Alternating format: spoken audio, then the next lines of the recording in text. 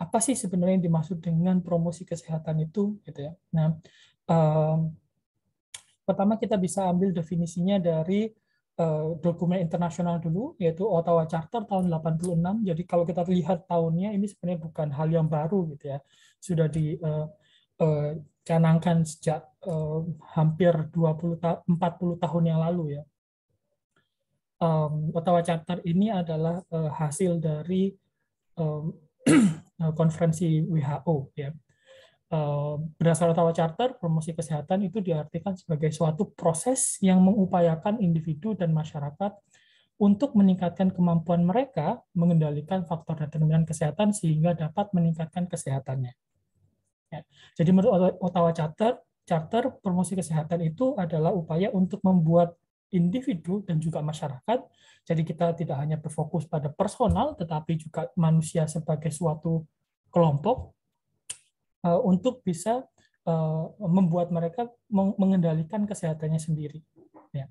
Nah, kalau kita bicara tentang pengendalian kesehatan, ya, kita mesti ingat lagi materi kita minggu lalu mengenai determinan sosial dari kesehatan, baik kesehatan secara umum maupun kesehatan mental secara spesifiknya, karena kita belajar psikologi. Ya, dari minggu lalu kita paham bahwa kesehatan itu tidak hanya dipengaruhi oleh hal-hal atau faktor-faktor yang berada dalam diri individu, gitu ya.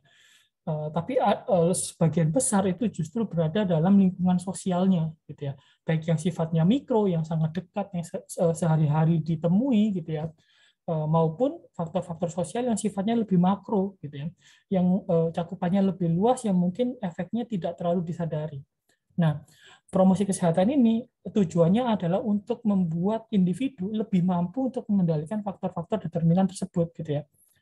Meskipun faktor determinan itu bukan melekat pada dirinya, tapi terkait dengan lingkungan sosialnya. Itu menurut Ottawa Charter. Di Indonesia ada keputusan Menteri Kesehatan nomor 1148 tahun 2005. Kementerian Kesehatan mendefinisikan promosi kesehatan sebagai upaya untuk meningkatkan kemampuan masyarakat melalui pembelajaran dari, oleh, untuk, dan bersama masyarakat agar mereka dapat menolong diri sendiri serta mengembangkan kesehatan yang bersumber daya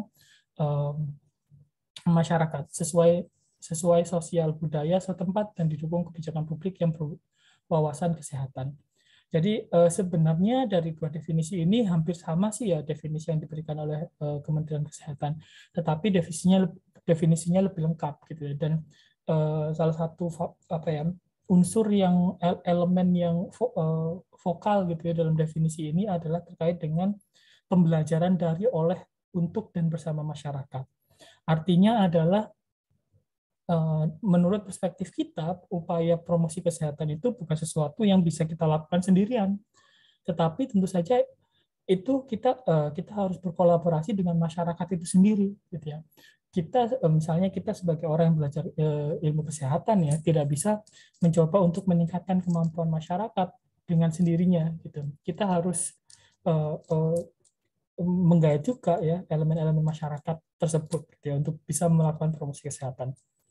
Jadi ini menurut saya juga konsep yang penting, gitu ya, bahwa pelibatan masyarakat dalam upaya promosi kesehatan itu adalah hal yang penting, ya, khususnya dalam perspektif Kementerian Kesehatan ini. Jadi kalau misalnya kita bisa simpulkan, promosi kesehatan itu bertujuan untuk memungkinkan orang untuk mengatasi masalah kesehatan dan menjalani hidup yang lebih sehat. Artinya kita berusaha untuk membuat individu itu bisa hidup dengan sehat tanpa harus bergantung kepada bantuan profesional. Ya. Jadi inilah yang membuat promosi kesehatan itu berbeda dengan upaya kesehatan yang pada umumnya, gitu ya. Pada umumnya ilmu kesehatan itu berfokus pada upaya-upaya yang sifatnya amelioratif, gitu ya. Artinya berupaya untuk memperbaiki permasalahan kesehatan. Misalnya dokter, gitu ya, ada orang sakit, maka upaya yang dilakukan adalah sifatnya interventif amelioratif, gitu ya. Orang sakit ini aku apain, aku kasih obat, mungkin aku suntik, gitu ya, untuk supaya dia lebih sehat, gitu ya.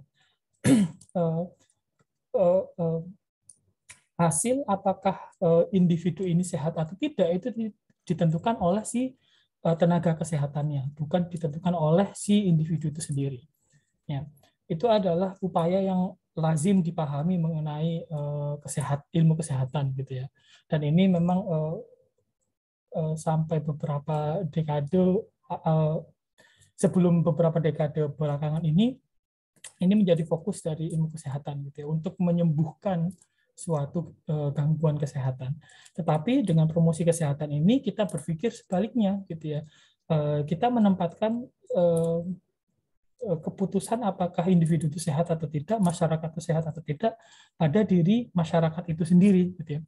Jadi kita buat masyarakat ini supaya bisa mempertahankan kesehatannya atau meningkatkan kesehatannya. Nah, jadi kalau kita bandingkan tadi ya dengan upaya interventif atau upaya amelioratif, upaya promosi kesehatan ini sebenarnya adalah bentuk dari tindakan pencegahan, gitu ya. Nah, tindakan pencegahan sendiri itu ada berbagai macam, ya. Dan promosi kesehatan ini adalah langkah primer dalam upaya pencegahan. Ya.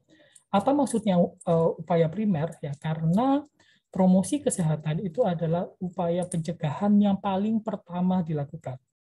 Jadi kita melakukan promosi kesehatan itu ketika belum ada permasalahan kesehatan.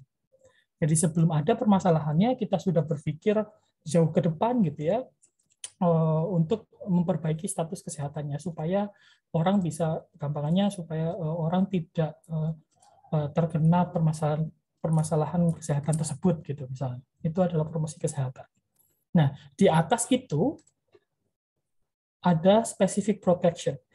Ini adalah upaya pencegahan yang dilakukan kepada kelompok-kelompok yang rentan gitu ya, atau kelompok-kelompok yang kita anggap beresiko untuk mendapatkan untuk mengalami gangguan kesehatan tersebut. Tapi resiko itu belum termanifestasi, artinya kita hanya tahu saja bahwa kelompok ini itu lebih rentan, tapi kita belum melihat adanya bibit dari penyakitnya gitu namanya. Jadi specific protection. Nah, specific protection dan health promotion ini seringkali disebut sebagai pencegahan primer karena sifatnya dilakukan sebelum adanya permasalahan kesehatan timbul.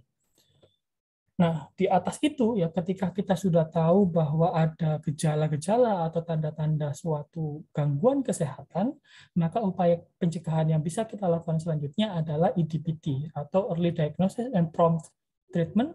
Artinya kita mencoba untuk ketika sudah ada tanda-tanda gangguan kesehatan, yang perlu kita lakukan adalah untuk mendiagnosis secara dini, ya, supaya ketahuannya di awal. Gitu. Kalau ketahuannya di awal, maka kita bisa melakukan prompt treatment atau penanganan segera. Gitu.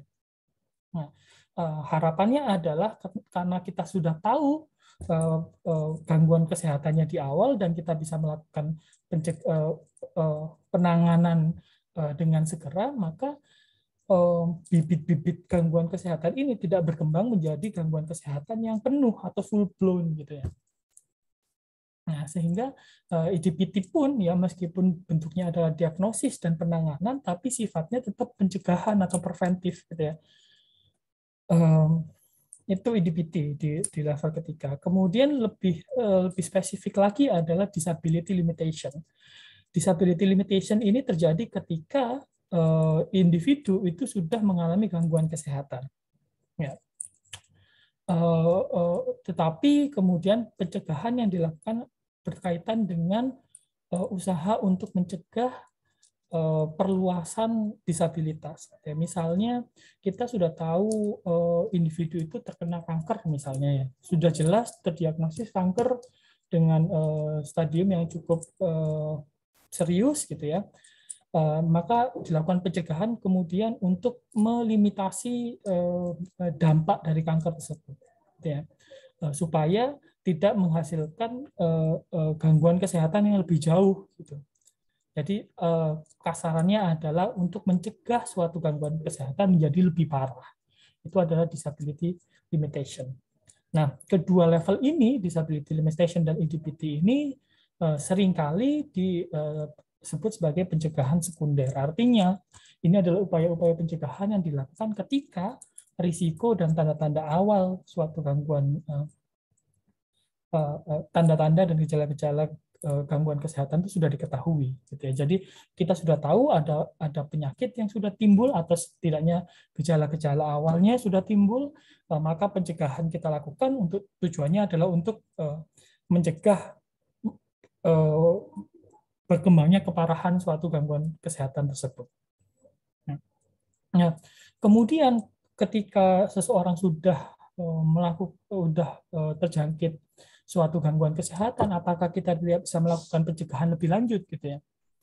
Nah, tentu saja tidak. Ada pencegahan yang namanya pencegahan tersier. Ya. Pencegahan tersier ini adalah upaya pencegahan yang kita lakukan ketika seseorang itu sudah mengalami gangguan kesehatan, kemudian mendapatkan intervensi amelioratif, artinya dia sudah disembuhkan, kemudian kita lakukan pencegahan untuk menghambat kambuhnya gangguan kesehatan tersebut. Ya. Jadi pencegahan tersier ini tujuannya adalah untuk mencegah seseorang untuk kembali mengalami gangguan kesehatan yang pernah ia alami sebelumnya. Oleh karena itu, di sini contohnya adalah yang paling puncak adalah bentuk rehabilitasi.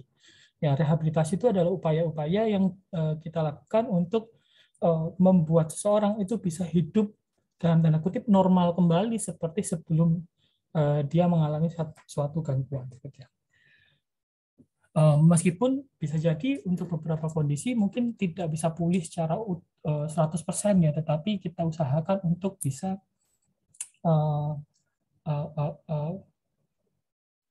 kembali senormal-normalnya.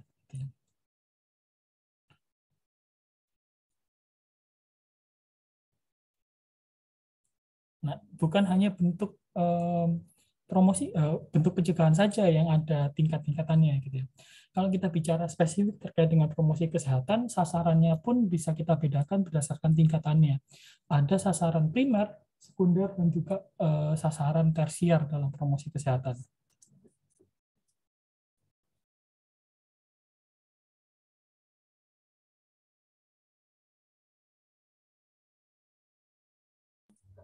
Ya.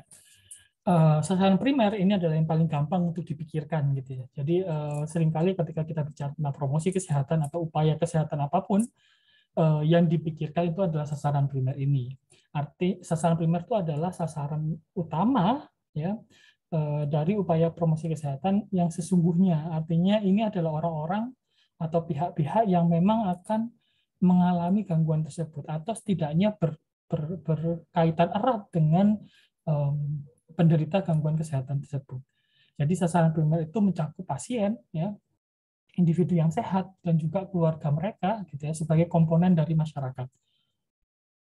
Perubahan perilaku sasaran primer akan sulit dicapai, tentu saja ya, kalau kita memperhatikan kemarin, ya, materi kemarin tentang determinan sosial, maka kita bakal paham bahwa perubahan perilaku pada individu atau sasaran primer ini akan sulit dicapai kalau tidak didukung dengan hal-hal yang ada di sekitarnya, gitu ya. Misalnya didukung oleh sistem nilai, norma-norma sosial, dan juga norma-norma hukum yang dapat diciptakan atau dikembangkan oleh para pemuka masyarakat, baik pemuka informal maupun pemuka formal. Nah, jadi meskipun sasaran primer ini adalah sasaran yang paling utama, yang paling pertama kita pikirkan kalau kita pengen melakukan sesuatu, gitu ya, terkait dengan kesehatan. Tetapi kalau kita lihat lagi tentang determinan sosial dari kesehatan, kita paham bahwa nggak cukup untuk hanya melibatkan orang-orang itu saja, gitu ya, karena kesehatan orang-orang tersebut, gitu ya, akan dipengaruhi juga oleh sistem lingkungan yang ada di sekitarnya, ya, sehingga sasaran kita tidak hanya cukup berhenti pada sasaran primer. Sasaran selanjutnya dalam promosi kesehatan adalah yang kita sebut sebagai sasaran sekunder.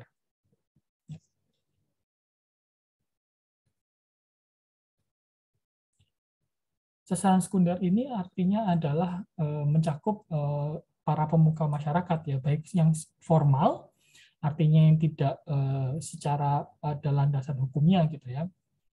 Misalnya pemuka agama, pemuka adat, dan lain-lainnya, gitu. maupun pemuka yang sifatnya formal, misalnya petugas kesehatan, pejabat pemerintahan, dan juga lain-lain. Termasuk juga di dalam sasaran sekunder ini adalah organisasi kemasyarakatan, ya, atau ormas, dan juga media massa. Ya. Apa peran dari sasaran sekunder ini dalam promosi kesehatan? Yang pertama adalah mereka berperan sebagai panutan dalam mempraktikkan gaya hidup sehat. Misalnya nanti kita bikin promosi kesehatan gitu ya.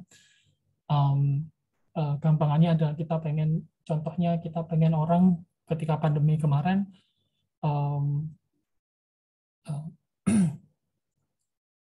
pakai masker gitu ya ketika di luar rumah gitu. Nah, dengan kita melibatkan para sasaran sekunder ini yang kebanyakan adalah orang-orang berpengaruh dalam hidup seseorang ya, dan juga memiliki otoritas ketika mereka melihat, masyarakat melihat misalnya pemuka agama itu menggunakan masker di luar ruangan, di luar rumah maksud saya, atau juga pejabat pemerintahan pakai masker. Nah, mereka bisa jadi akan menjadi panutan bagi masyarakat. Oh, ternyata pemimpin saya pun taat dengan protokol kesehatan gitu ya. Nah, nantinya ini akan memicu proses yang namanya modeling di psikologi. Peran selanjutnya adalah untuk turut menyebarluaskan informasi tentang gaya hidup sehat dan juga menciptakan suasana yang kondusif. Ya, tentu saja bukan hanya untuk sekedar memperagakan perilaku sehat yang kita promosikan, tetapi juga untuk menyebarkan informasinya. Ya, karena bisa jadi kita sebagai perancang promosi kesehatan ini suaranya akan sulit didengar gitu ya, karena kita orang luar gitu ya dari masyarakat tersebut. Gitu. Kita orang asing gitu yang tiba-tiba pengen melakukan sesuatu gitu dalam masyarakat itu.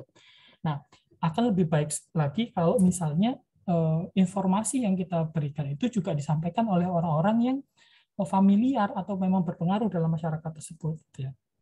Nah, inilah salah satu peran dari sasaran sekunder ini. Peran ketiga yang juga sangat penting itu adalah sebagai kelompok penekan atau pressure group.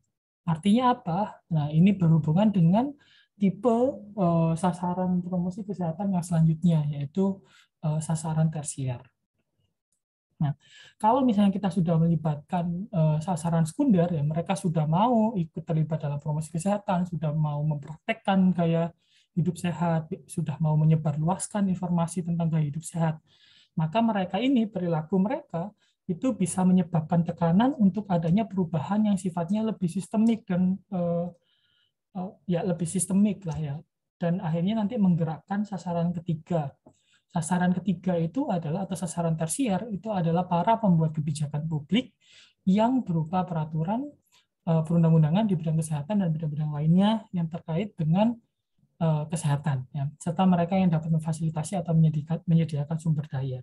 Nah, kalau kalian lihat lagi materi minggu lalu, maka ini itu adalah sebenarnya sistem yang paling luar gitu ya, yang akan menentukan bagaimana sistem politik, sistem hukum, sistem sosial dalam masyarakat itu akan terkait dengan pembuat-pembuat kebijakan ini gitu ya. Nah, sehingga tentu saja kalau kita pengen meningkatkan kesehatan dalam suatu masyarakat, penting juga kita untuk menyasar sasaran tersial ini gitu ya. Baik secara langsung artinya kita mendekati para pembuat kebijakan atau juga memanfaatkan sasaran sekunder itu ya untuk memberikan tekanan bagi sasaran tersier untuk melakukan perubahan dalam ranah kebijakan. Nah, selanjutnya ya bagaimana sih caranya melakukan promosi kesehatan? Nah, ini bisa dibahas dalam bentuk strategi-strategi promosi kesehatan. Ini berdasarkan WHO ya. Semoga masih bisa kelihatan ya karena warnanya agak oke. Daripada sakit mata, mending saya coba untuk ganti dulu ya.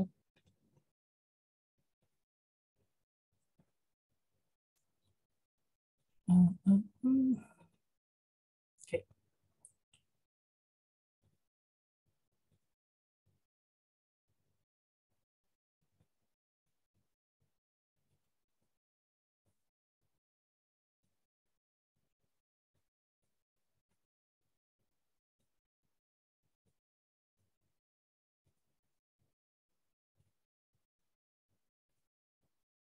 Nah, cakep ya.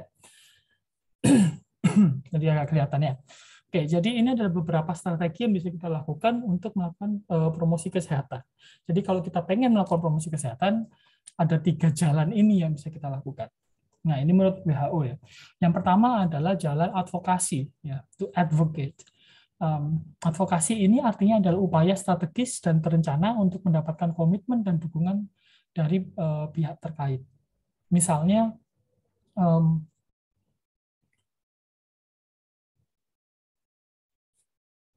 misalnya kita ambil contoh pandemi kemarin gitu ya, ketika kita ingin mempromosikan protokol kesehatan misalnya dengan memakai masker gitu ya di ruang publik, maka kita nggak bisa cuma misalnya sebar poster gitu ya di jalan-jalan pakai masker gitu ya. Nah, tapi kita juga harus punya upaya yang strategis dan terencana untuk melibatkan berbagai pihak yang berpengaruh terhadap keberhasilan dari promosi kesehatan kita. Misalnya nanti kita libatkan ketua RT RW gitu ya untuk memberikan komitmen dan dukungan gitu ya bahwa mereka akan menyampaikan informasi, meneruskan informasi bahwa sekarang perlu pakai masker di luar rumah gitu ya.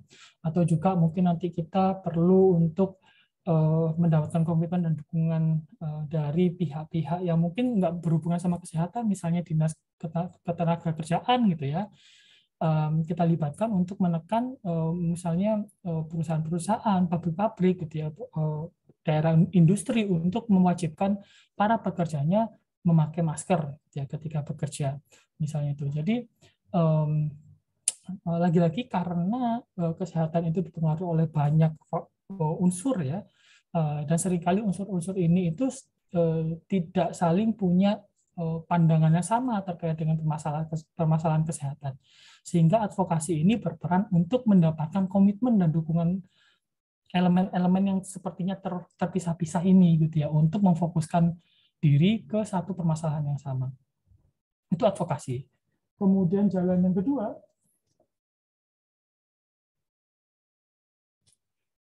bisa kita lakukan adalah melakukan mediasi atau to mediate ya. Ini mudah saja sebenarnya. Mediasi ini misalnya mediasi itu adalah upaya mempererat kemitraan di bidang pelayanan kesehatan secara multisektoral. Misalnya balik lagi gitu ya ke contoh pakai masker gitu ya.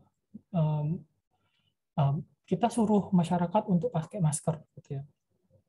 Tetapi kemudian masyarakat ini misalnya untuk pakai masker, mereka membutuhkan masker tentu saja ya, sehingga nanti kita perlu untuk menyambungkan masyarakat dengan penyuplai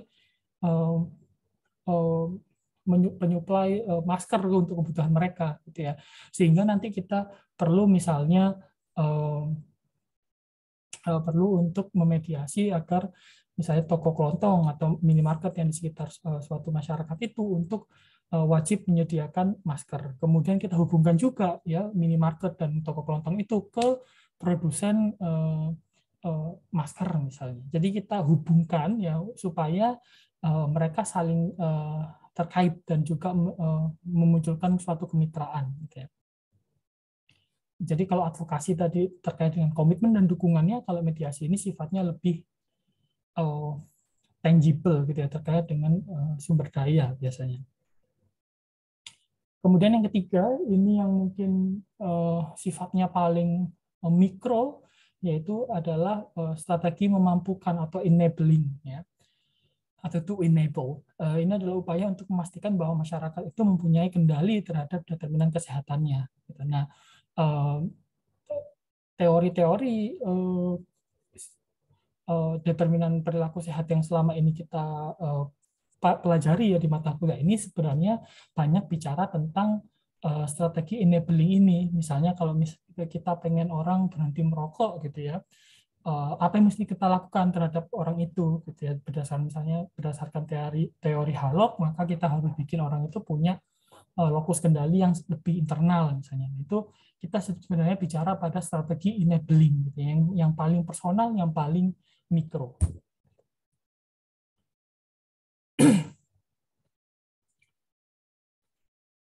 Nah, seperti yang saya bilang tadi gitu ya, strategi-strategi tadi itu sebenarnya diambil dari kerangka berpikirnya WHO. Gitu. Dan di WHO terkait dengan promosi kesehatan itu diketahui, dikenal dengan saat ini gambar ini adalah emblem promosi kesehatan gitu ya. Dan pada poros dari emblem ini itu adalah ketiga strategi tersebut. Ya. Jadi dengan ketiga strategi tersebut kita harus menyasar untuk melakukan promosi kesehatan kita harus menyasar 5 area promosi kesehatan yang berbeda. Yang pertama adalah dan yang paling besar adalah area terkait dengan membuat kebijakan berwawasan kesehatan atau building healthy public policy. Ini adalah sifatnya yang paling overarching.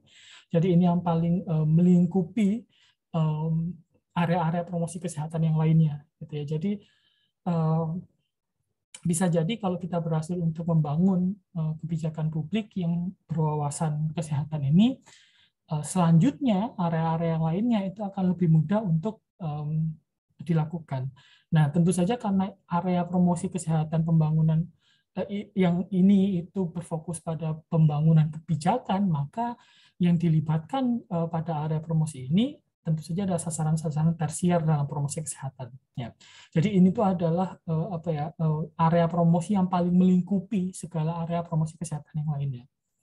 Nah, kemudian kita bisa bergerak ke area yang kedua gitu ya, atau saya pengen ngomongin yang area kelima dulu deh, area kelima. Jadi kita bergerak dari bawah ke atas emblem ini. Area kelima ini adalah reorienting health services atau mereorientasi layanan kesehatan.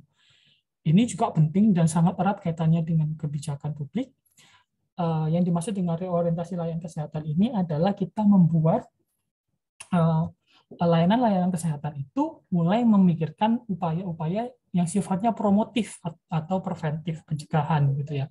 Karena kalau kita tahu ya, kalau kita sadari gitu ya, bahwa ilmu kesehatan, terutama ilmu medis ya, itu memang secara tradisional fokusnya lebih banyak amelioratif, artinya fokusnya lebih banyak untuk mengobati gangguan kesehatan gitu ya, tapi tidak banyak bicara tentang pencegahan. Nah,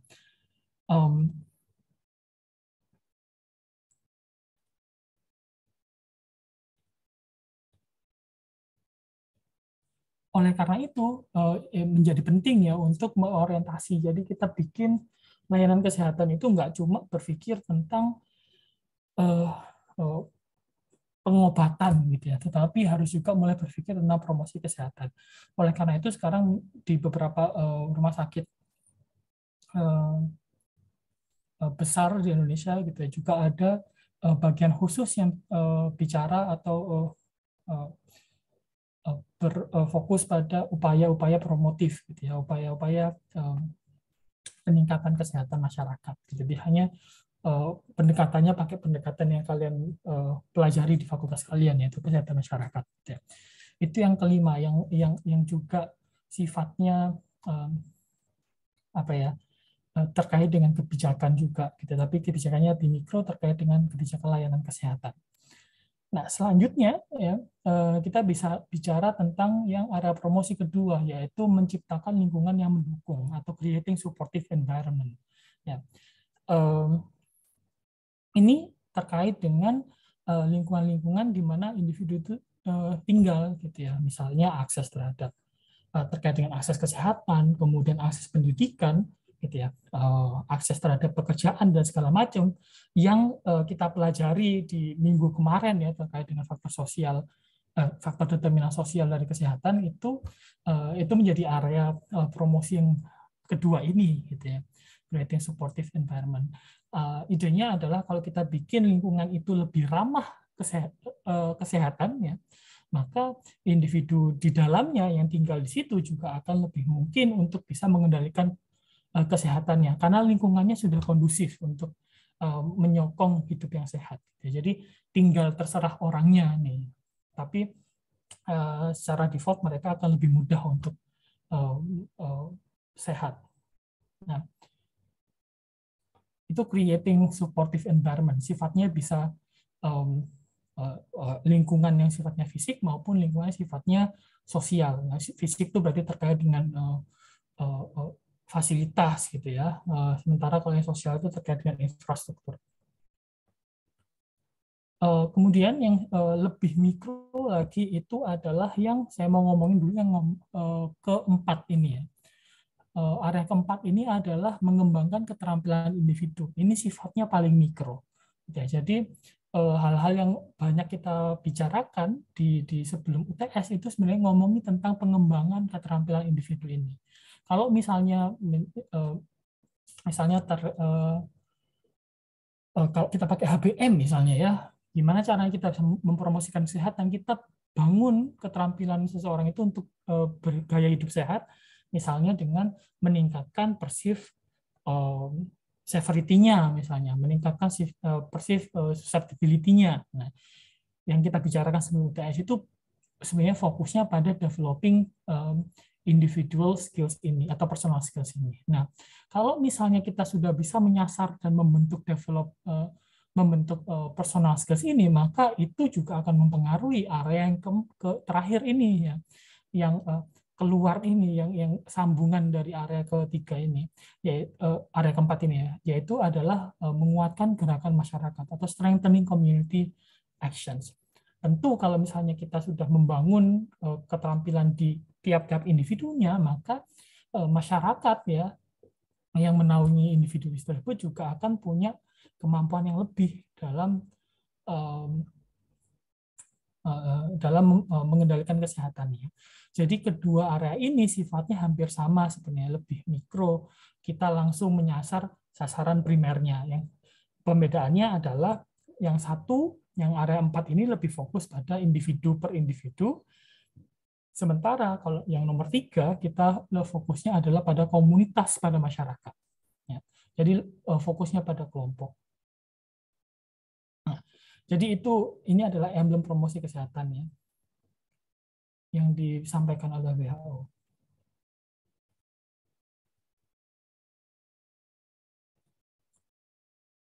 Oke, terakhir ya yang akan saya bicarakan hari ini adalah terkait dengan beberapa pendekatan promosi kesehatan.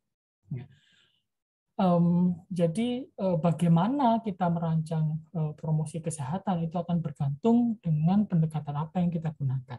Kita akan berfokus pada upaya yang seperti apa, gitu ya.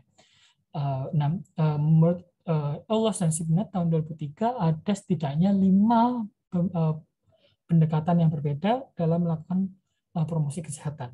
Ada pendekatan medis, ada pendekatan perubahan perilaku, ada pendekatan edukasi, ada pendekatan berpusat pada klien, dan juga ada pendekatan perubahan sosial atau perubahan masyarakat. Kita akan bahas satu-satu ya. Yang paling dasar ya, yang paling tua mungkin ya adalah pendekatan medis. Pendekatan medis ini bertujuan untuk memungkinkan orang untuk terbebas dari penyakit dan kecacatan yang ditentukan secara medis. Misalnya penyakit menular, kanker, penyakit jantung, intinya adalah kita melakukan upaya-upaya medis yang bisa mencegah munculnya suatu penyakit. Ya. Jadi pendekatan ini melibatkan intervensi medis untuk mencegah atau memperbaiki kesehatan yang buruk, dan juga metodenya paternalistik persuasif, misalnya membujuk orang parubaya untuk di screening tekanan darahnya, gitu ya, supaya nanti nggak menjadi penyakit kardiovaskular yang lebih parah, tidak menyebabkan stroke misalnya, sehingga kita melakukan tindakan medis yaitu deteksi dini, gitu ya, screening tekanan darah. Nah, ini adalah contoh dari upaya promosi kesehatan berdasarkan pendekatan medis. Ya. Nah, sehingga biasanya nanti kalau misalnya kalian KKN ya, KKN BBM, di program KKN, kemudian bikin program kerja, biasanya ada anak FK, ada anak, misalnya ada mahasiswa FK, ada mahasiswa keperawatan, dan mahasiswa FKM gitu ya. Biasanya upaya promosi kesehatan ya model-model begini gitu ya. Jadi screening tekanan darah, screening gula darah gitu ya. Untuk tujuannya adalah mencegah atau setidaknya mengetahui permasalahan sejak dini. Nah, sebenarnya hal-hal yang dilakukan itu yang dalam KKN yang sering terjadi itu adalah upaya promosi kesehatan menggunakan pendekatan medis. Jadi fokusnya adalah yang dilakukan itu adalah tindakan medis pada dasarnya. Jadi pendekatan ini menghargai prosedur medis preventif dan tenaga kesehatan tugasnya adalah bertanggung jawab untuk memastikan bahwa pasien itu mematuhi prosedur yang direkomendasikan. Jadi intinya tugas kita selain memberikan ya langkah-langkah preventif tadi, tapi juga untuk memastikan bahwa orang mau melakukan prosedur preventif medis tadi itu.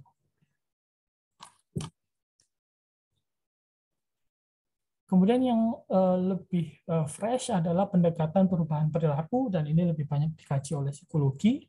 Ya, jadi pada pendekatan ini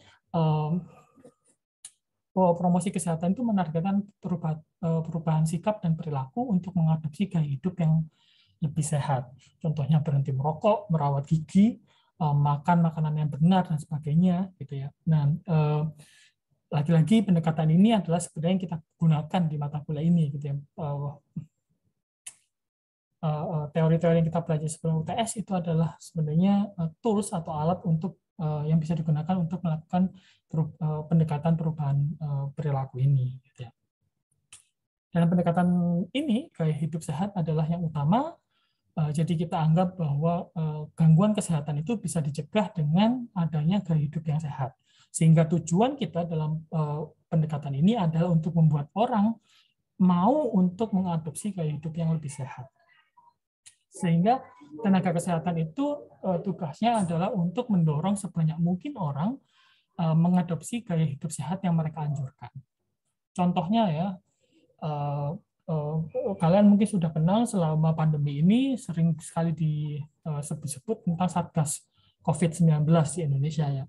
Nah, di Satgas COVID-19 sendiri itu ada satuan tugas, ada gugus tugas tersendiri yang disebut sebagai gugus tugas perubahan perilaku. Nah, ini yang tugasnya adalah membuat iklan masyarakat dan segala macam. Nah, kalau misalnya kalian masih ingat ya beberapa iklan yang pernah kita tonton juga di mata kuliah ini gitu ya, terkait dengan iklan pandemi kita, iklan layanan masyarakat terkait dengan pandemi, itu ada tagar ingat pesan ibu. Nah, itu adalah produk dari gugus tugas perubahan perilaku. Gitu ya. Mereka menggunakan pendekatan perubahan perilaku ini untuk membuat masyarakat itu lebih mampu untuk menghindari infeksi COVID-19. Gitu ya. Idenya adalah kalau kita bisa buat masyarakat ini mau ingat pesan ibu untuk berhati-hati di luar rumah, pakai masker dan segala macam, maka harapannya adalah masyarakat bisa lebih mampu menghindari risiko paparan COVID-19. Ya. Ini behavioral change approach. Selanjutnya, nah ini yang mungkin juga paling familiar adalah pendekatan edukasi. Ya. Ini juga cukup umum lah ya. Saya bisa bilang ini umum juga dilakukan mahasiswa ketika membuat program kerja di mata kuliah KKN BPM. Pendekatan ini ya tujuannya adalah untuk memberikan informasi yang namanya pendidikan ya, jadi sifatnya edukasional, informatif, memastikan pengetahuan dan pemahaman tentang masalah kesehatan dan untuk memungkinkan keputusan yang baik untuk dibuat. Gitu ya. Jadi idenya adalah di sini masyarakat itu mungkin tidak bisa mengendalikan kesehatannya karena mereka tidak tahu risiko kesehatan dan bagaimana mencegah risiko tersebut atau mengurangi risiko tersebut. Sehingga solusinya berdasarkan pendekatan edukasi ini adalah ya memberitahu masyarakat itu, gitu ya, membuat mereka dari yang awalnya tidak tahu menjadi tahu, sehingga mereka setelah tahu bisa membuat keputusan yang lebih baik, gitu ya. Oh, ternyata ini buruk untuk kesehatanku, sehingga aku tidak akan melakukan perilaku tersebut. Jadi informasi tentang kesehatan itu akan disajikan, kemudian masyarakat biasanya dibantu untuk mengeksplorasi nilai-nilai dan sikap mereka dan untuk membuat keputusan mereka sendiri. Jadi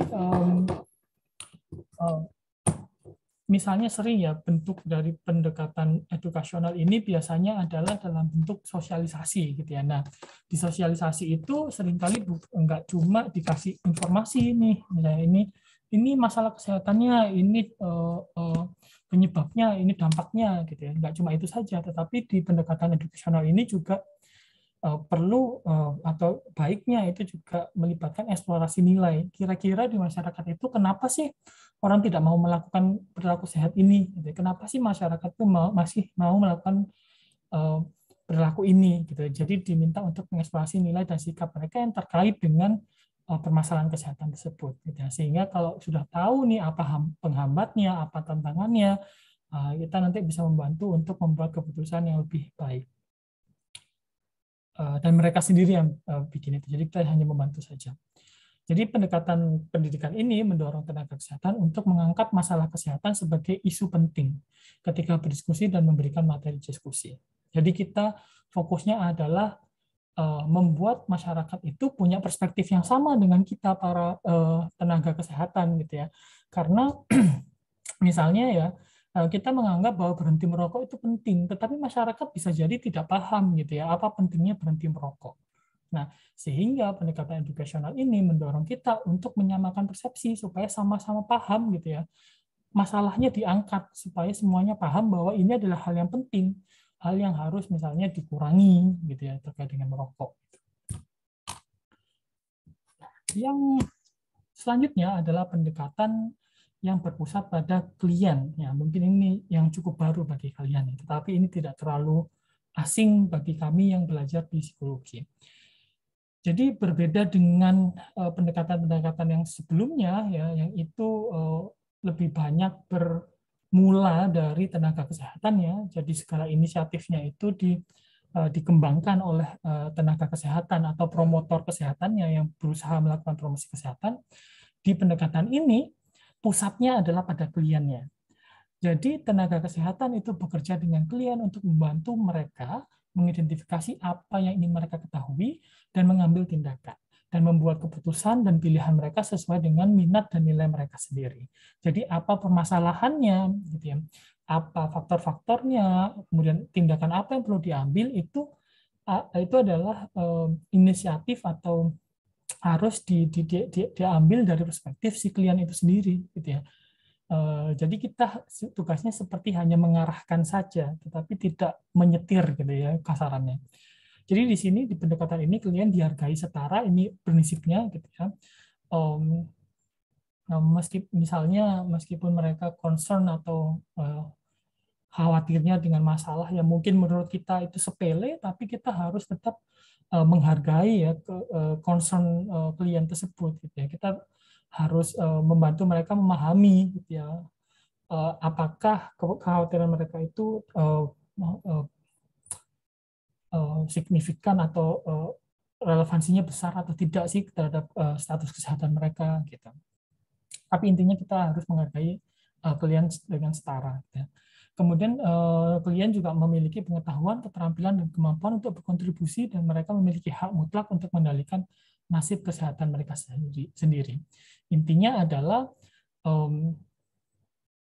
seringkali kan kalau di ilmu kesehatan itu rasanya dokter, perawat gitu ya, mungkin ahli gizi dan psikolog itu rasanya adalah orang yang lebih tahu dibandingkan pasien dan kliennya. Nah, inilah yang dicoba untuk ditentang oleh pendekatan client centered ini gitu ya. Bahwa seharusnya yang paling tahu terkait dengan kesehatan seseorang itu ya orang itu sendiri ya, sehingga kita harus menghargai apa sih yang diketahui oleh klien ini, apa sih yang dimiliki dia gitu ya, kemampuan apa sih, dan kita harus yakini bahwa itu berkontribusi gitu ya. Dan untuk merubah hal-hal yang buruk misalnya terkait dengan pemahaman, kemampuan dan segala macam itu adalah orang itu sendiri gitu. Jadi kita harus mengarahkan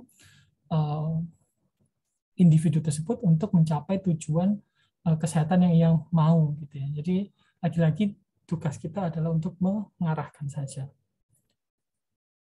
Nah, kemudian ada pendekatan yang sifatnya jauh lebih makro dibandingkan keempat pendekatan yang sebelumnya, gitu ya.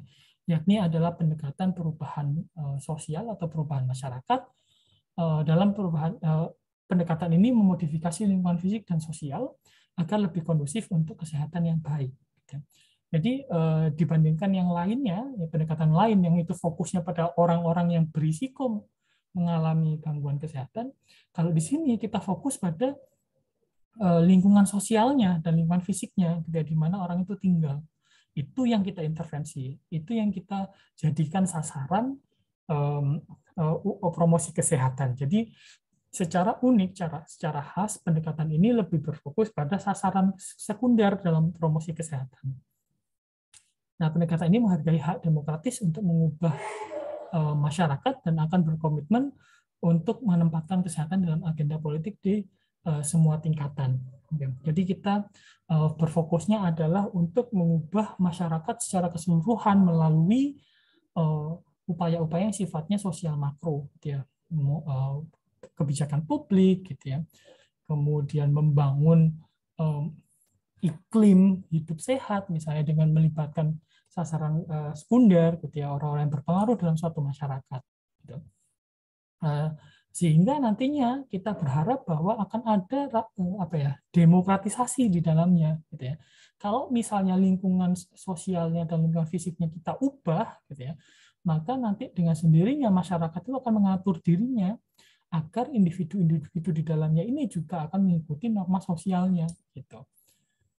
Sehingga nanti pada akhirnya akan tercapai peningkatan status kesehatan.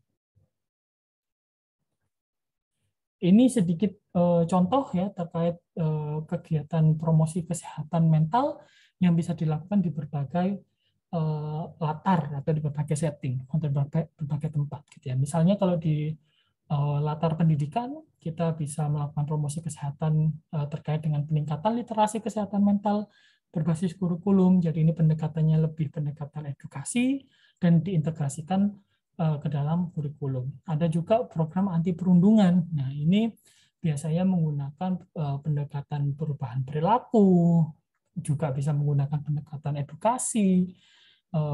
Kadang-kadang juga kita bisa menggunakan pendekatan perubahan masyarakat, ya, societal change, program anti perundungan. Di latar kerja, gitu ya, di tempat kerja juga kita bisa melakukan promosi kesehatan, misalnya pengembangan budaya organisasi anti diskriminasi, kemudian ada pelibatan orang dengan disabilitas, ya, yang mungkin menurut saya ini sangat perlu sekali di Indonesia.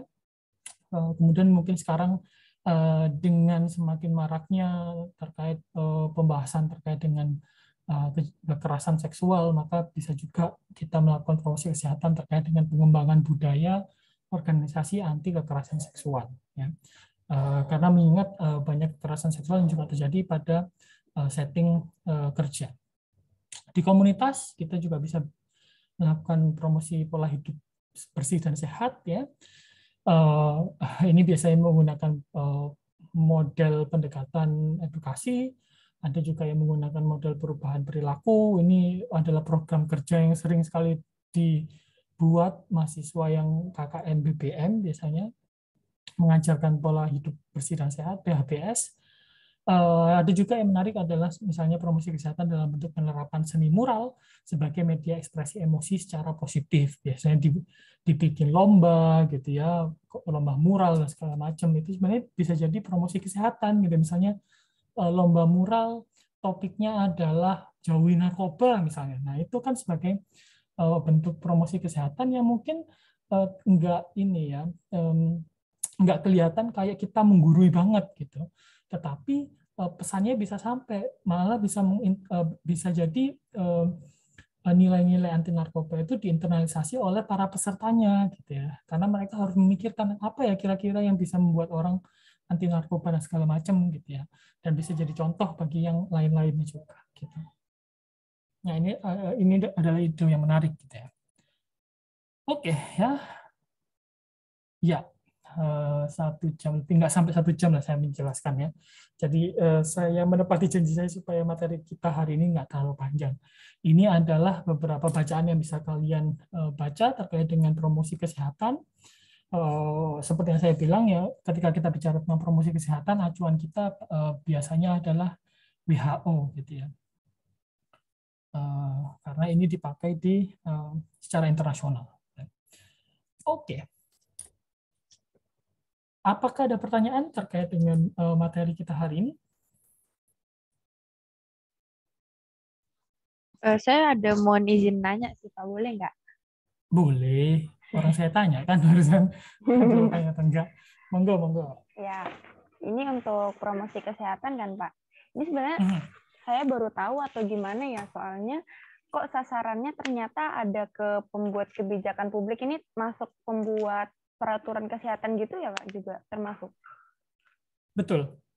Ya, saya baru tahu loh Pak, kalau ternyata kita tuh bisa melakukan promosi kesehatan ke orang yang istilahnya tuh kayak lebih pro ya Pak, lebih tahu, sehingga dia bisa jadi staf yang untuk membuat suatu peraturan kesehatan gitu Pak. Itu maksudnya gimana ya Pak? Bagaimana kok kita bisa melakukan promosi kesehatan ke orang yang istilahnya tuh sudah mahir, sudah makanannya setiap hari gitu Pak?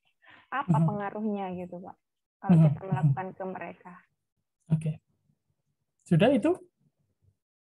Oke. Nah, terima kasih Sasha untuk pertanyaannya. Ini pertanyaan yang mungkin ini pertanyaan yang bagus gitu ya. Mungkin saya tadi miss menjelaskannya gitu ya. Ketika kita bicara tentang promosi kesehatan gitu ya, yang seringkali kita bayangkan adalah kita akan mengajari seseorang bahwa ini masalah kesehatan ya, ini penting untuk kita perhatikan gitu. Ini cara-cara untuk menghindari gangguan kesehatan tersebut dan segala macamnya gitu ya. Kemudian kalau kita melihat ini informasi yang lagi di layar saya ini terkait dengan sasaran tersier, ada pembuat kebijakan gitu ya. Misalnya pembuat kebijakan terkait dengan kesehatan di Indonesia, salah satunya ada Kementerian Kesehatan gitu ya. Ngapain kita ngajari orang Kementerian Kesehatan misalnya cara cuci tangan yang benar gitu ya. Nah, itu pertanyaan bagus ya. Memang itu mungkin saya seharusnya menjelaskan itu tadi. Tapi yang perlu kita pahami adalah sebenarnya tentu saja bentuk promosi kesehatan yang kita lakukan, bentuk upayanya secara praktis itu akan berbeda antara sasaran primer, sekunder, dan tersier. Kalau di primer, maka yang kita lakukan ya tadi gitu ya, mengembangkan keterampilan-keterampilan personal, yaitu kita ngasih mereka ngasih informasi gitu ya, ngasih tahu cara mereka ngasih tahu mereka cara yang melakukan sesuatu dengan benar atau cara hidup lebih sehat dan lebih bersih misalnya. Itu adalah upaya yang kita lakukan di sasaran primer. Kalau kita melibatkan sasaran sekunder, ya, maka berbeda lagi bentuknya. Bentuknya bisa jadi kita akan lebih banyak sifatnya advokasi yang kita lakukan, bukan enabling. Artinya kita membuat orang ini supaya berkomitmen gitu ya, untuk ikut membantu kesuksesan promosi kesehatan yang kita lakukan terhadap sasaran primer. Misalnya kita jelaskan pada pemuka agama, pemuka adat gitu ya, bahwa bapak-bapak, ibu-ibu ya di kampung bapak-bapak, ibu-ibu ini ada wabah ini misalnya gitu ya. Nah, masyarakat ini mungkin nggak tahu, sehingga bapak ibu ini sebagai orang yang dipandang di masyarakat mungkin perlu menjadi penyambung kata dari misalnya pemerintah ke masyarakat gitu. Jadi yang kita lakukan pada sasaran sekunder ini adalah untuk itu lebih banyak advokasi atau juga mediasi gitu ya. Misalnya Bapak Ibu di kampung sana itu ada yang masih belum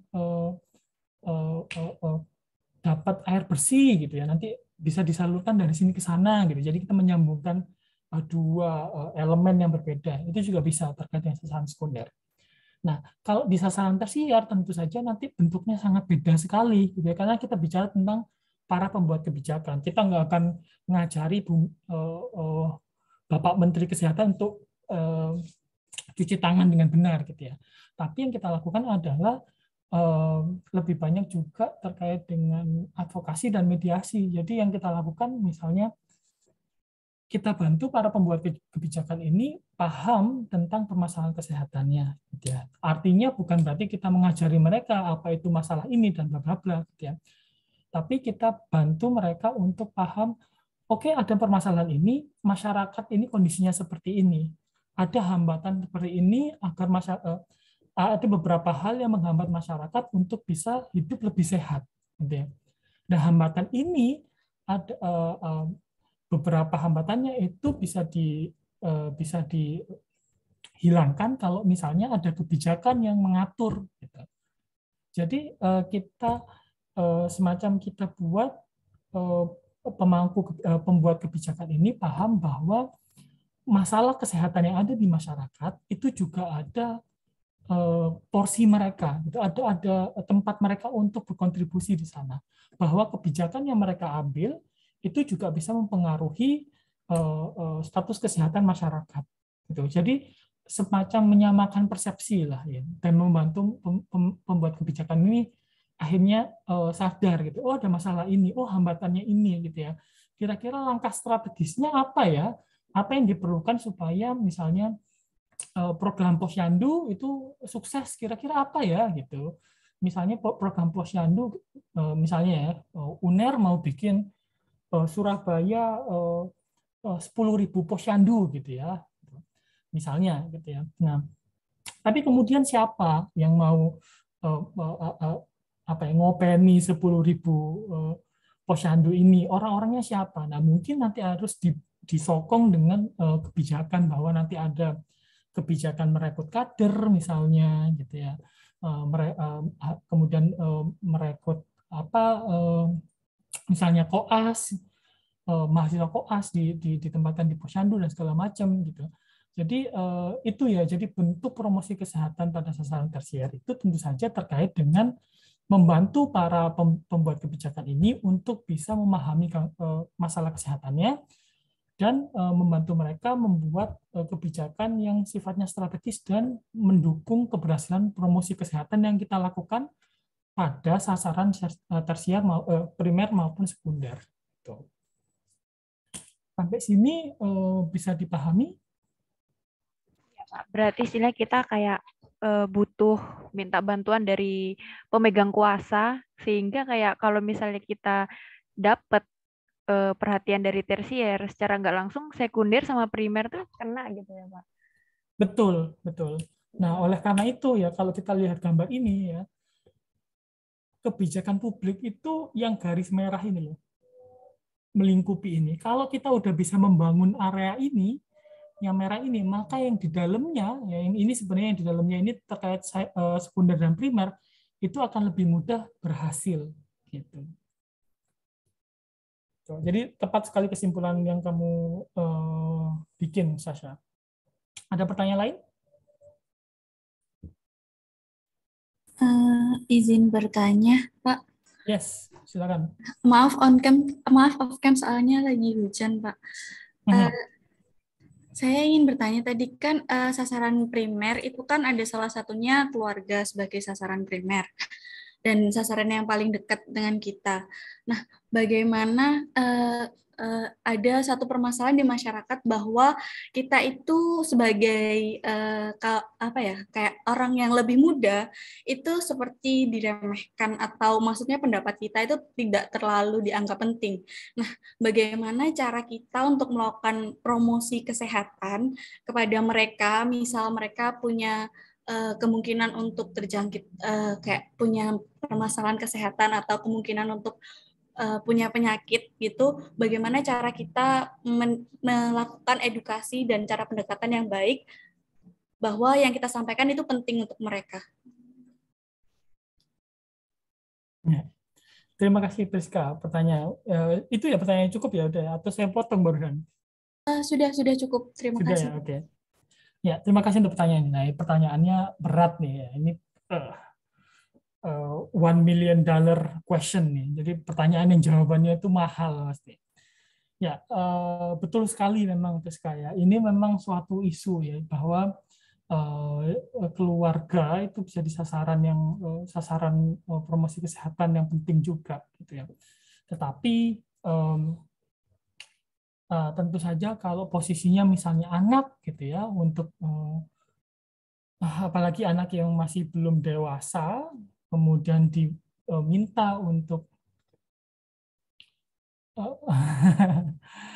kemudian diminta untuk bertanggung jawab dalam tanda kutip terkait dengan status kesehatan orang tuanya, maka itu menjadi hal yang berat gitu ya, utamanya di budaya kita. Jadi kita juga harus berpikir tentang sistem budaya juga ya, bahwa budaya kita ini budayanya masih ada power distance antara atau jarak kekuasaan antara yang muda dan yang tua gitu. Sehingga kita tidak bisa memaksa orang muda untuk mengatur yang tua gitu ya, karena secara budaya itu sesuatu yang tidak biasa di kita gitu ya. Jadi ini seringkali juga ditanyakan oleh mahasiswa psikologi gitu ya. Misalnya ada permasalahan apa gitu ya di keluarga, kemudian apa yang bisa kita lakukan sebagai anak gitu untuk memperbaiki itu gitu ya. Nah, ini adalah sesuatu yang PR besar banget gitu ya. Dan mungkin saya tidak bisa memberikan jawaban yang gamblang gitu ya, yang langsung apa ya, rumusnya gitu ya, resepnya gitu. Karena tentu saja itu tadi ada hambatan budaya gitu ya, dan kemudian dinamika keluarga juga akan berbeda gitu ya. Dan dinamika keluarga itu artinya mungkin sekarang kalian ya, karena masih mahasiswa, itu akan sulit sekali kalian mengarahkan perilaku orang yang lebih tua gitu, misalnya orang tua dan segala macam. Nanti mungkin ketika kalian sudah dewasa, kalian sudah mapan gitu ya, nanti dinamika keluarganya bisa berubah gitu ya. Pelan-pelan kalian mungkin bisa lebih mengatur atau mengarahkan perilaku orang tuanya. Itu bisa terjadi gitu ya. Jadi itu akan sulit sekali memberikan rekomendasi yang pasti gitu ya tentang bagaimana menghadapi situasi seperti ini. Memang seperti yang tadi saya sampaikan ya, bahwa jangankan anak kepada orang tua, bahwa tenaga kesehatan ke masyarakat pun itu seringkali tidak didengar, gitu ya, nggak nyampe pesannya karena tenaga kesehatan itu tidak dianggap sebagai orang yang terpandang dalam masyarakat.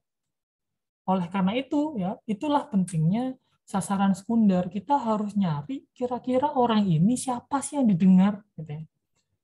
Nah, kalau misalnya kita sudah tahu anak itu kekuasaannya rendah terhadap penentuan perilaku orang tua, maka anak tidak menjadi sasaran sekunder dari promosi kesehatan orang tua. Gitu. Nah, di sini dibilang keluarga itu artinya ya laki-laki bisa yang lain gitu ya, misalnya orang tua untuk anaknya, atau saudara untuk saudaranya lain gitu ya, yang masih mungkin untuk didengarkan di sini ya, yang saya maksud, atau suami untuk istrinya, istri untuk suaminya gitu ya. Jadi itu jadi harus kita benar-benar gali dulu siapa sih sebenarnya yang akan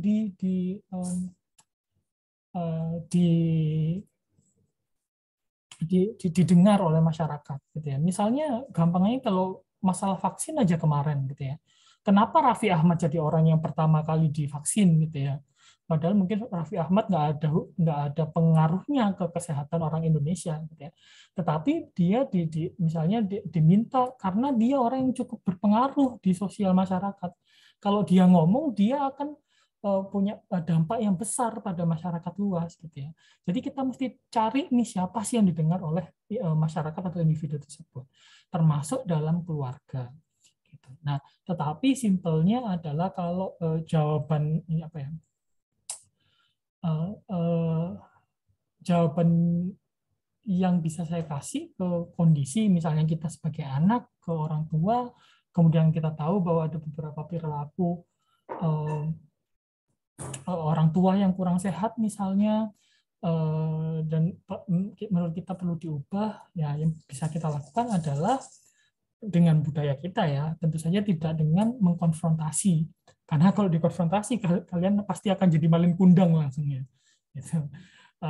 Senin ngomong Selasa jadi batu gitu. Jadi yang bisa saya sarankan ya, meskipun saya nggak tahu ini akan work atau enggak, tergantung pada dinamika, Tentu saja dengan cara yang selain konfrontasi. Misalnya kalian contohin aja peragain gitu ya. Misalnya kayak hidup sehat misalnya ya, kalian duluan yang melakukan itu. Kemudian jangan harapkan perubahan yang langsung gitu ya. Kalian ngomong langsung ada perubahan, tentu saja tidak. Apalagi orang tua dan kalian pasti punya jarak usia yang cukup besar gitu ya, dan kalian mungkin bisa merasakan juga gitu. Semakin tua, semakin sulit mengubah perilaku manusia itu. Makanya pendidikan usia dini itu penting, soalnya anak usia dini itu lebih gampang diatur, perilakunya lebih gampang dibentuk dibandingkan orang-orang yang udah seusia kita gitu ya. Susahnya diatur kalau mahasiswa gitu ya, apalagi dosen gitu ya. Nah, jadi itu ya, sehingga kalau kita sasarannya ada orang tua dan kita sebagai anak, ya kita harus pelan-pelan, kita harus sabar mengikuti pace mereka gitu ya, atau langkah mereka dalam berubah gitu ya. Kalau misalnya kita kasih contoh terus-terusan, kita jadikan itu sebuah kebiasaan di rumah gitu ya, ini akan menjadi sulit kalau misalnya kamu hanya satu-satunya anak yang berusaha untuk mengubah itu, ini akan agak menantang. Tapi kalau misalnya kamu bersaudara ada berapa gitu ya, kemudian kalian kompak untuk membuat kebiasaan baru di rumah terkait dengan kesehatan, maka nanti lambat laun kemungkinan akan ada perubahan yang lebih baik gitu. Tapi tentu saja ya, ini akan bergantung dengan dinamika keluarga dan segala macamnya. Gitu. Apakah bisa diterima, Priska, meskipun tidak terlalu menjawab pertanyaanmu sebenarnya, karena saya nggak punya jawabannya? Sudah, Pak. Sudah. Terima kasih, Pak. Sama-sama. Terima kasih juga untuk pertanyaannya. Ya, ini pertanyaan $1.000 juta. 1.000 juta dolar, $1 miliar. Apakah ada pertanyaan lain?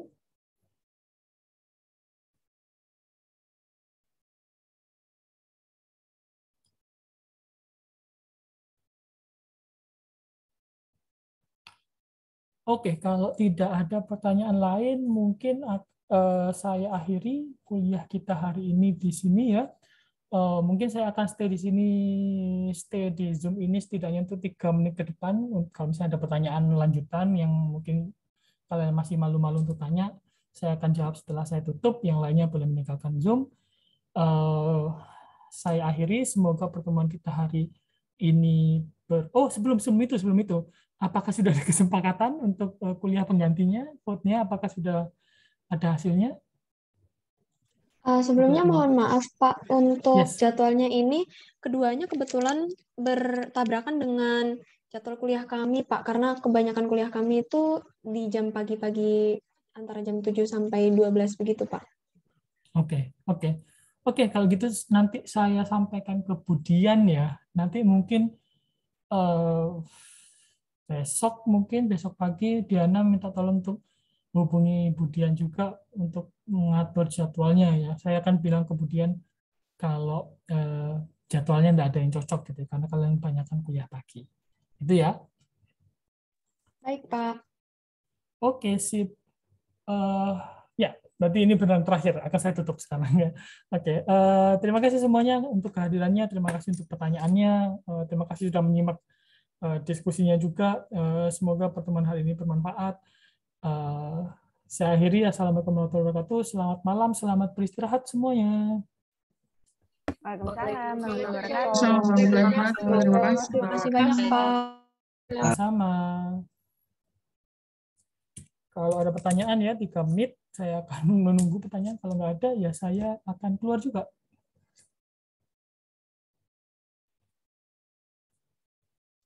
Lebih mau diskusi sih, Pak.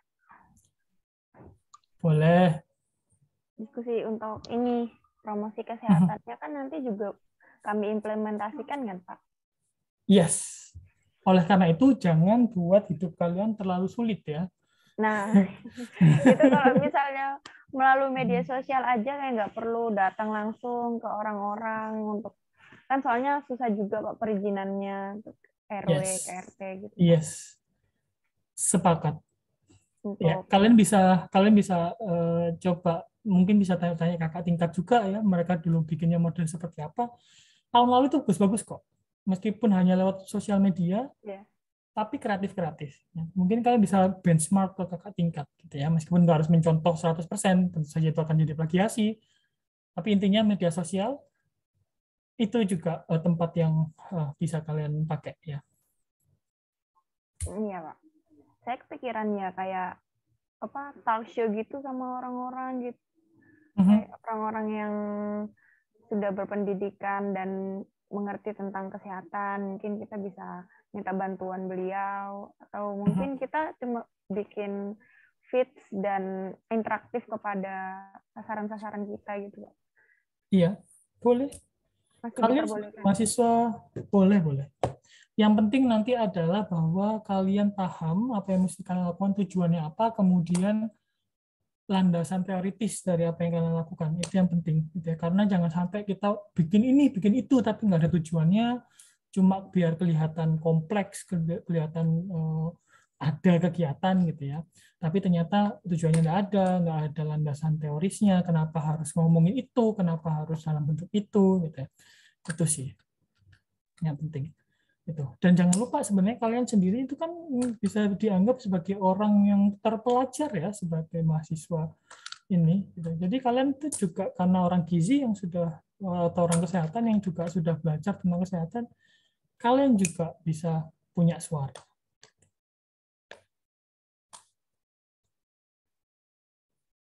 Ini kan buat UAS ya Pak? Maksudnya pelaksanaannya tuh pas kita UAS atau yang UASnya itu kita ngumpulin evaluasinya atau bagaimana Pak? Oke. Jadi 2 minggu depan ini kan kalian presentasi. Ya. Dari presentasi itu kan nanti Budian dan saya akan memberikan feedback gitu ya. Seharusnya gini gitu ya. Seharusnya gitu, mungkin feedbacknya nggak akan bisa detail untuk tiap kelompok, tetapi setidaknya kami akan ngomongin tentang feedback yang bisa kita berikan untuk sebagian besar kelompok. Gitu ya. Nah, itu akan kalian gunakan untuk memperbaiki rancangan promosi kesehatan kalian. Nah, kemudian 2 minggu selanjutnya, itu kan kita bentuknya adalah asinkron. Ya. Nah, 2 minggu itulah yang bisa kalian gunakan untuk pelaksanaan promosi kesehatan kalian. Dan itu memang slotnya untuk melakukan itu. Gitu. Nah, di minggu UAS nanti adalah waktunya untuk pengumpulan laporannya. Itu termasuk juga evaluasinya. Tuh, jadi kan nanti hal yang kalian presentasiin minggu depan, 2 minggu ke depan ini dipresentasikan dalam bentuk PPT gitu ya. Tapi nanti ditulis dalam bentuk makalah dan itu dikumpulkan di UAS. Gitu. Berarti kita nggak UAS ya Pak ya, nggak ngerjain soal. Enggak, udah langsung lupakan semua materi yang enggak ya. Jangan gitu Pak. Iya, enggak, diinternalisasi gitu ya. Mungkin lupa dikit, cuma nanti kalau diomongin lagi langsung ingat gitu ya. Ya. Ya, kenapa? Semoga dengan UAS-nya seperti ini UTS terbantu, Pak. Ya, insya Allah. Makanya iya, makanya usahakan untuk mengerjakan tugas ini dengan sebaik-baiknya gitu ya. Kalau saya sih sebenarnya gampang ya, asalkan tujuan kegiatan kalian itu jelas dan kalian menghubungkan itu dengan teori-teori yang sudah kita pelajari, kemudian ada tentu saja ada unsur kreativitas, kemudian evaluasinya jelas gitu ya. Itu insya Allah nilai UAS akan jadi bagus dan membantu mendongkrak yang mungkin UTS-nya nggak terlalu bagus. Amin Pak. Soalnya memang butuh bantuan banget buat UTS-nya kemarin. Iya ya, insya Allah ini kan mata kuliah ini sebenarnya bukan mata kuliah inti kalian kalau ya. Jadi sebenarnya tujuan dari mata kuliah psikologi ini supaya kalian kenal sama psikologi dan juga belajar sambil senang-senang gitu. Insya Allah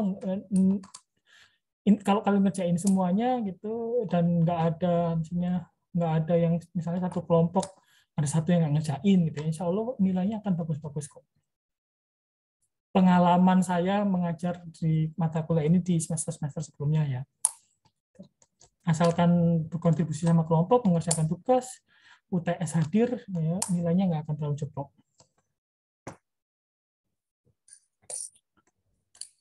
Ada lagi, ini sudah 5 menit dari tadi saya tutup. Apakah ada lagi yang mau ditanyakan, didiskusiin? Cukup ya?